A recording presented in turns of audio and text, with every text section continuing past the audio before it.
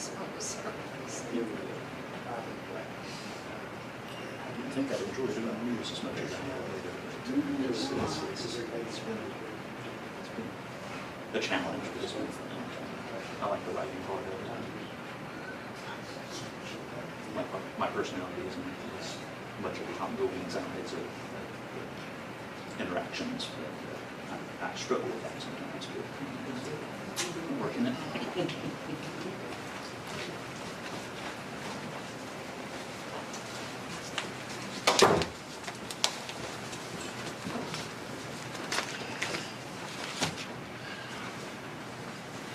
All right, I'd like to thank everybody for coming here today for this press conference. I'm Sheriff Jeff Bailey, Union County Sheriff. I want to give you a few of the facts of what happened at the party we had the other night in Union County, where we had some folks that were injured by gunshot.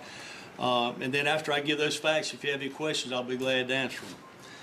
On 6/24, about 11 a.m., our deputies received a call of it was a noise complaint.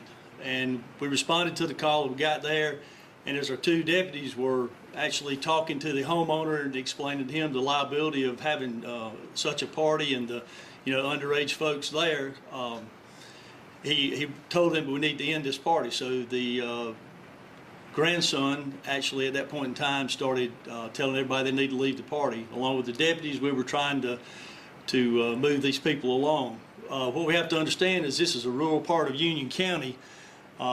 And there's not a whole lot of lighting out there, and there's about 150 young teenagers that are out there partying. So it's a pretty good crowd in a dark setting, and the only thing you pretty much see at this point in time by the deputies was the lights from the house. So it went on about 10 or 15 minutes so trying to move cars out of the area and getting them onto the it's a two-lane road, so of course we had traffic was backed up. We got them moving on, and 10 or 15 minutes into the situation, we heard gunshot wounds. There's approximately 10 to 12 gunshot that we heard at that point in time. So our deputies were trying to figure out where the shots were coming from because of the mass of people there now that were scrambling and running around.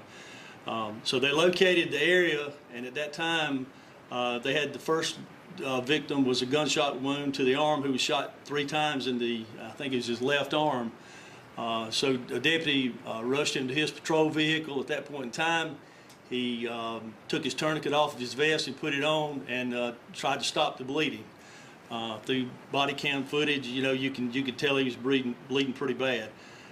So he worked with him and he talked with him, stayed by his side the whole time, communicating to him, keeping him alert, asking him questions.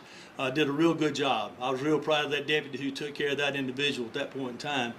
But during all this, he was notified that we had another individual that was down. He had suffered a gunshot wound to the chest. So my other deputy that was on scene actually went to that victim and was applying pressure to the wound and trying to get people calmed down and try to get him calmed down until we could get professionals there, get EMS there. I was proud of that deputy also. They both did an outstanding job and doing what they were trained to do, and that's render aid. And that was our main goal at that point in time. A person's life is at that point in time is more important to us to make sure they're making it and they get what treatment they need before anything else happens. So once we had that situation under control there and they were rendering aid, a short time later the EMS showed up and started attending to the wounded. The 18-year-old that was shot in the chest was airlifted to Spartanburg Regional. The 19-year-old that was shot in the arm 3 times, he was transported by ambulance to Spartanburg Regional also. We had one individual was shot in the leg. It was a female. She's 18 years old, and she went by personal vehicle to the hospital. Then we found out there was another female involved that she just had glass from the windshield, where a bullet at the windshield went into her arm. That was the only injury she sustained at that point in time. When it was all said and done, like I said, we had them airlifted by ambulance to Spartanburg Regional. Their condition now, the 18-year-old that was shot in the chest is in stable condition, but still at Spartanburg Regional. The individual was shot in the arm. It was released from the hospital after surgery. the girl with the glass, it was just minor injuries, so she was released immediately. And the leg was released the next day, the lady that was shot in the leg. So that's pretty much what happened that night. So if you have any questions, I'll be glad to answer them now. Do you happen to know any information about a suspect or why this took place? We do. Currently, we are looking. We have several agencies helping us.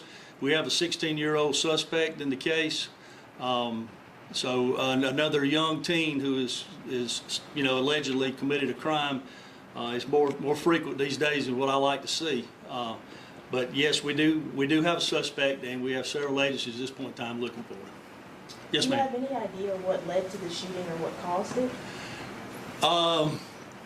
It was just an altercation that went bad. Basically, that's all I want to say right now, till we get more facts and then we actually get our suspect apprehended. But I think it was an altercation that led to the actual shootings.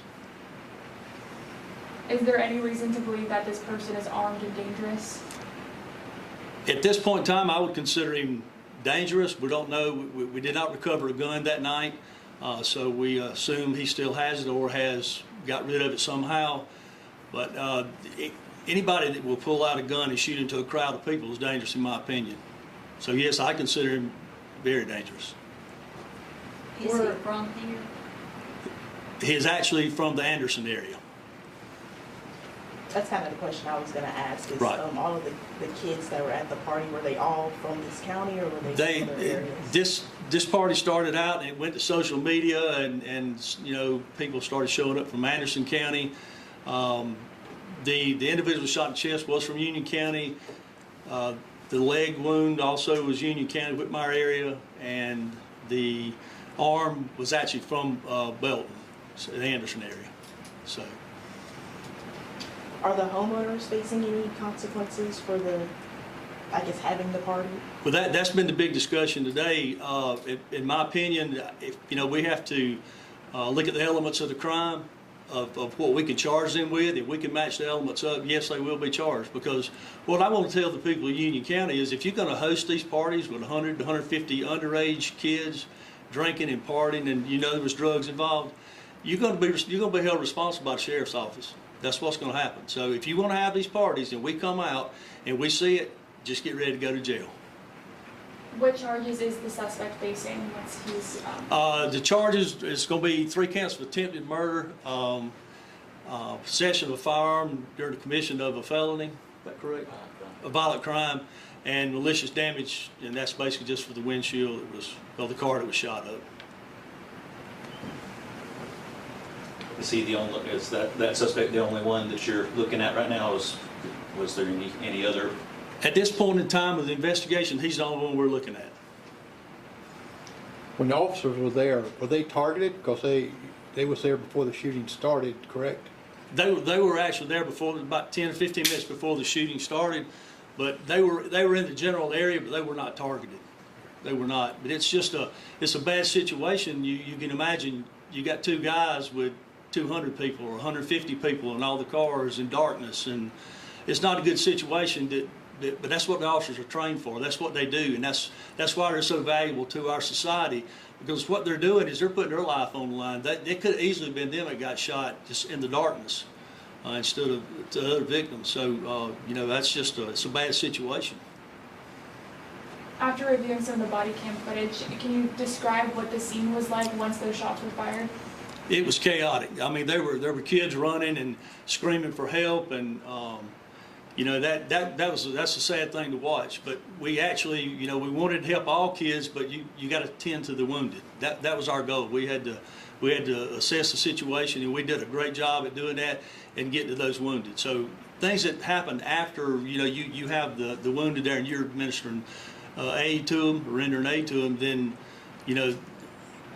the kids are just running everywhere. They're just trying to get out there. You hear a lot of loud noises, mufflers, just people's trying to leave and get out of town. That's what they're trying to do. So, Well, the county act in where these people are having parties with this many people, where they have to get a permit to have a party like this? Because we had a similar situation a few years ago on Highway 18. that's correct.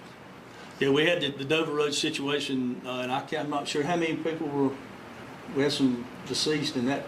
Two deceased. Two deceased in that situation, but a lot were shot. I mean, there was a lot of gunfire in that. So, you know, we don't have a noise ordinance in Union County. So, you know, we respond out there and we, you know, ask them to cut the music down or whatever, and then we move on and hopefully they'll do it, but usually we get called back out there. And this has been this situation, we had previous calls to this same location for, you know, noise and another party. So, but, you know, I want people of the union to know that you're going to be held accountable if you have these parties.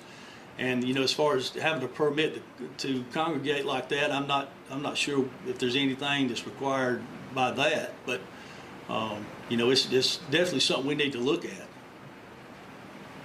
Do you believe the suspect was targeting someone to shoot, or was it just more sporadic? I think it was sporadic. I believe that it was a confrontation with him and another guy, and it just got out of hand. And, you know, and why, you know, you draw a weapon and start firing in a crowd, it beats me. I don't understand it.